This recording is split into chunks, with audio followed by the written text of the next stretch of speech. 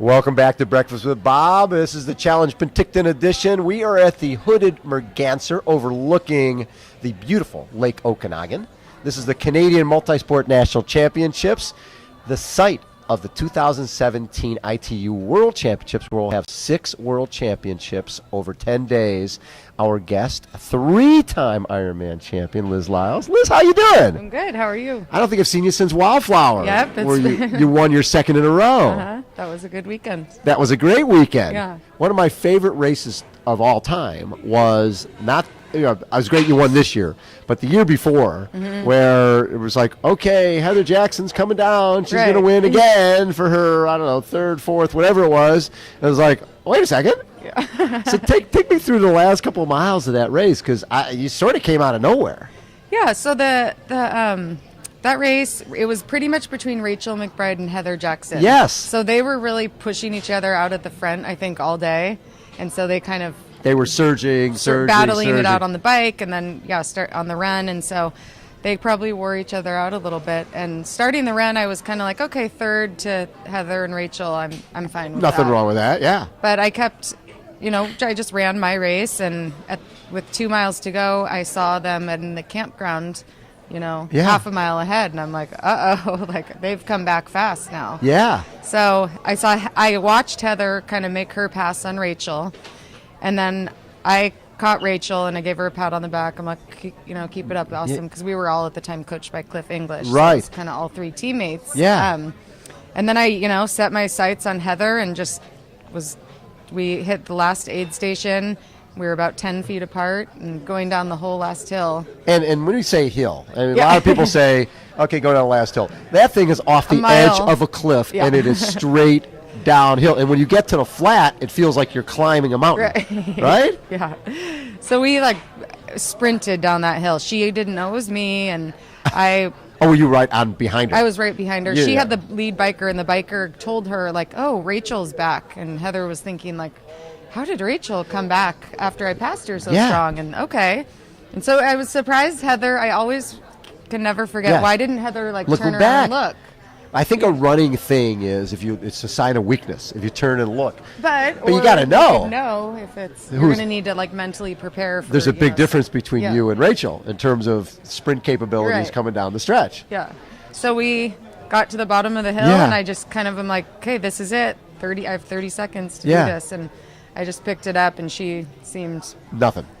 Gone. No response. So that was a moment I'll never forget. I still use a picture I have of it as motivation when I train, because Heather's a fantastic triathlete, and she's awesome. 5th in Kona last year. Right. Yeah. So you having that race and knowing that anything can happen. That's to me is the main thing. Is you're in 3rd, thinking 3rd is great. Right. And next thing you know, you're winning the race. Sort of surprising yourself. Surprising myself, and just never, you never give up, even though you want to think you suck so bad. Halfway through, you're like, I suck. I'm going to get this. Yes. It's really not over. Now, have you raced up here? I have never raced here. In Penticton. Yeah. No. Pretty nice place. Yeah, it's beautiful. We got here yesterday. Love that. Yeah. So take me back. Growing up, were you swimmer, runner? What was? Growing up, I did swim teams. So I started swimming at age 5 and was thrown in the butterfly, and the freestyle and the relays, and so I was pretty good club swimmer. And swim high school, college? I attempted high school, but we didn't have a pool at our high school, That's so a I problem. didn't want to drive far. So I played a ton. I grew up playing soccer. It was my big soccer competitive your sport. Yeah. Did you play that in college? I went to college to play, and I unfortunately got cut Okay. at tryouts. So sport was more recreational at that point? So at that point, it had been my whole life. Yeah. And then all of a sudden, it wasn't. Yeah, and so what I do kind you of do? did a 180, had the party time, had the good time in college. And Yeah, which you kind of should. made the best of it. Yeah. So And when did you get to the point where, okay, I think I've done enough of this party stuff, and maybe I should try to get fit again? I mean, I was always exercised and ran, but towards like my senior year of college, I started working out again. And my husband, we was from San Diego, and so he had proposed, and we ended up moving to San Diego, and it was kind of the birthplace of triathlon. Yes, it is, and you can't not do it there. Right.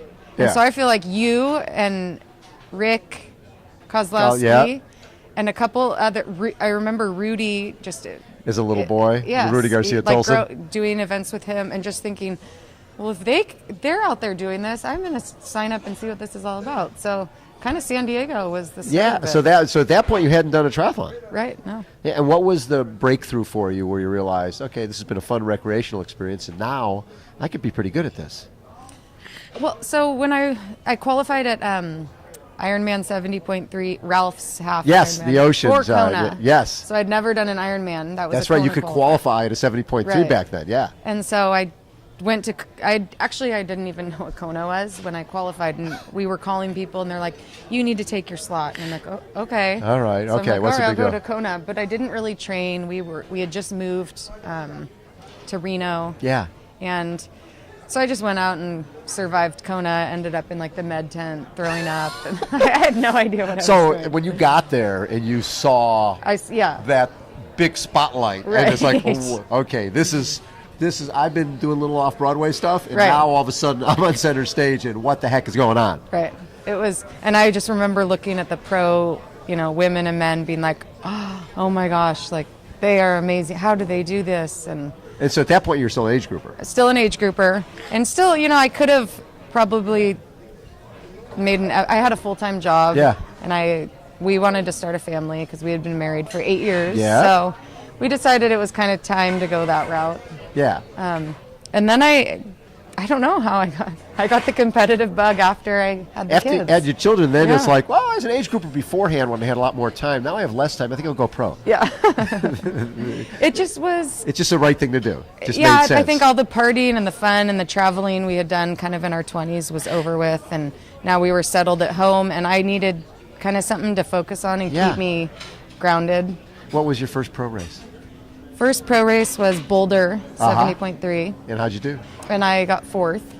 So right away, you're good. like, okay, this is hard, but it's not that much different than when I still triathlon. Right. I had put together about 3 months of training under a coach for the first time. Yeah. A local coach. And then I went and kind of on a whim signed up for Wisconsin and won my first Ironman. You won Wisconsin. Right. Yeah, that was your second pro race. Yeah. And I'm sure some sponsors come on board, a little help. Making even just prize money, like it's kind of like to my husband, like, hey, I think we should really kind of make a go at this. Maybe give it a year, see how it goes. What happens? 2 years. Sure. Yeah. And it's been a few years since. I've accomplished and more than I could have ever dreamed of. When I look at your years, obviously, 2013 was great with with Boise and 16th in Kona. But 14 was the year, right? 7th in Kona. Was that your first American woman that year? The first American woman. Second at Frankfurt, which is basically the Ironman of Europe, right? That is, and then second at Lake Stevens, second at Boise, second at Wildflower. Was that the year that you felt, okay, I can not just being a pro, but I can be one of the better pros? Right. No, I'm not sure. I was tired of getting second. I mean, let's be honest. I was kind of felt like I always got second place, even though they were big races against, competitive Great fields. people. I think that was good because it kept me driven for the next couple of years. Yeah. But getting 7th in Kona, I was ecstatic. So then in 15, when you get that first Wildflower win, and then you follow that up, it's always harder the second time because you sort of surprise people coming down the hill. Right. And even though you'd been podium a number of times at Wildflower, now you're the winner, you're the champion, a little bit of a target on your back, and people are talking about you. Coming back and defending, how sweet was that? It was a lot of pressure I put on myself, for sure. Especially there was, some girls, Lauren Goss and Laurel Wassner, and a couple other girls, I wasn't sure how it was going to go down. Yeah. And so actually on that race, I took the lead, which I've never done, at mile, 5 on the bike. And I held the lead, and that's such a different experience for me mentally, because normally I'm chasing all the way through the run. So to kind of lead the bike and then get off and have people go, okay, my strength is the run, and I'm leading already. Right. So it was tense and nerve-wracking. A little mellower coming down that last hill. Oh yeah, I kind of After I heard it was about 6-7 minutes. Parade lap. Yeah. Waving, kissing babies, all the rest of that. Yeah. Looking at wildlife. So this year, after winning Wildflower, then you go to Brazil. I went to Brazil, and the way I structured this year, because I live in Reno, and Yes. I train by myself, which shocks a lot of people. Yeah. Every swim I'm just against the clock. So you don't go and swim with a No. master's workout or anything.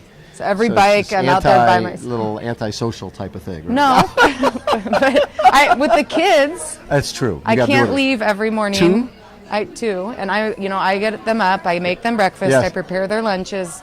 We make sure homeworks are done, bags are packed, and I get them off to the bus stop. So I have a lot to do.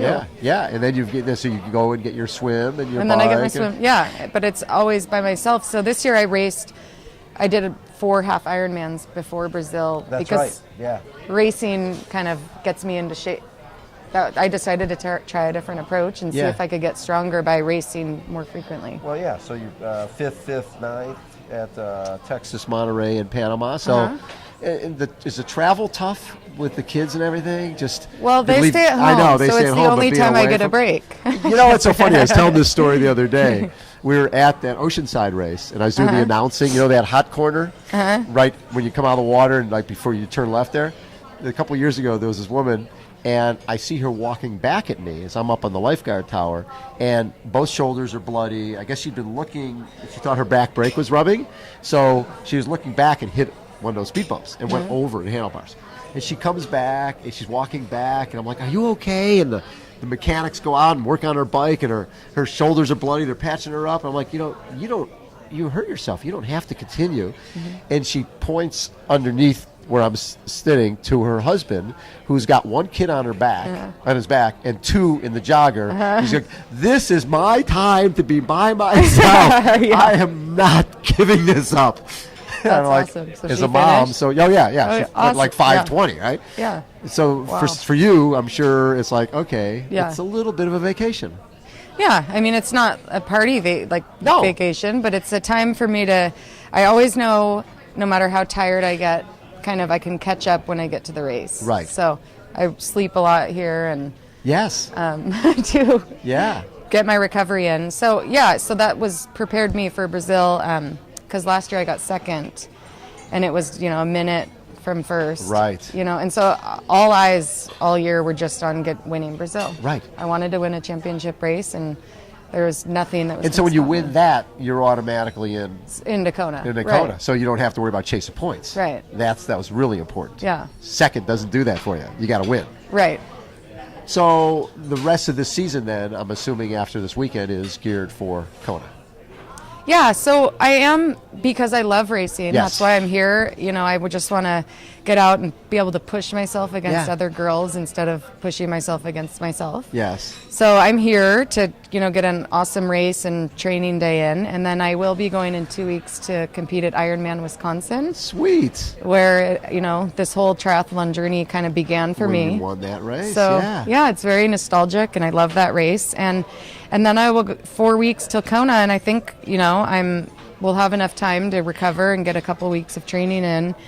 And maybe if I go into Kona with a little less pressure on myself, Sure. I might do better. But sometimes going to Kona with all the eggs in one basket and the pressure, and then not performing, really just puts me in a bad state, because And then you're sort of the end of the season. Then Right. you got to sort of live with that. Yeah. And for a while, till your next race. And Right. it's like, then mentally you're going, well, I better do another race. And you're not really physically ready to Right. do another race after that. Yep. Because you're emotionally beat down and physically beat down after a long Yep. season. How important has it been for you to be, as a mom, Mm-hmm. so that, I had a tough race, I had a tough workout. Your kids don't care. Your mom, right? They love you no matter what. Mm-hmm. Just having that to come back to after every workout and every race.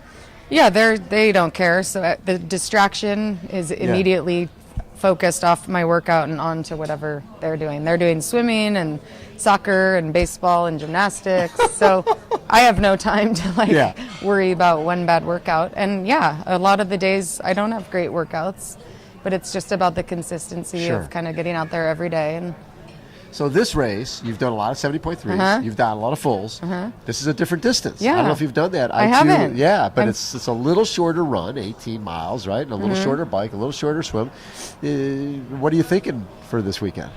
I'm gonna put, I'm using it as a race that I want to also get some good training out of. Right. So I'm really gonna push the swim and bike probably 70.3 pace. Yes. Yeah. Maybe towards the end, prep a little bit more for the run like I would in a full Ironman. Yes.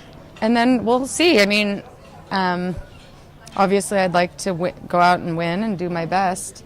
And if, but I'm not necessarily going to try and set any course records if I don't have to. I don't, Whatever you do will be a course record. It's never been if done I here can before. get there. Yeah, there's some Canadian girls here that are super strong Yes. and they're used to this terrain. So Yes. it's going to be tough. I love it. Thanks so much for taking Yeah. time for this. Always a pleasure. And how old are the kids now? They're 8 and 6. Good ages. Yes, and they are just actually. So the Olympics were fantastic. I do have to especially with mention gymnastics and so we watched the Olympics every night with them, and so they are now imitating the gymnasts. And my son wants to go run sprints like Usain Bolt, and so I mean it couldn't have been a better timing to kind of have the Olympics Yes. and then to see that I kind of do these sports, and Right. so do they come to Kona with you? they will be in Kona. So that's They're another. still a good age that you could take them out of school at this point. Well, actually, so they have a week break. Oh. The week of Kona. How perfect is that? So we will all be in Kona, which is another reason why, I can't necessarily put all my eggs in the Kona basket because Yeah. I'll be doing my mom, the mom thing. You're going to be a plus mom as well. Yeah. Yeah. So love we'll that. see how Kona goes. I think it could be great. I love it. Liz, thanks Yeah. as always. Thank you. Liz Lyles has been our guest again. This is Breakfast with Bob. We're at Challenge Penticton, and we are at the beautiful Hooded Merganser restaurant. Hold on, everybody. We will be right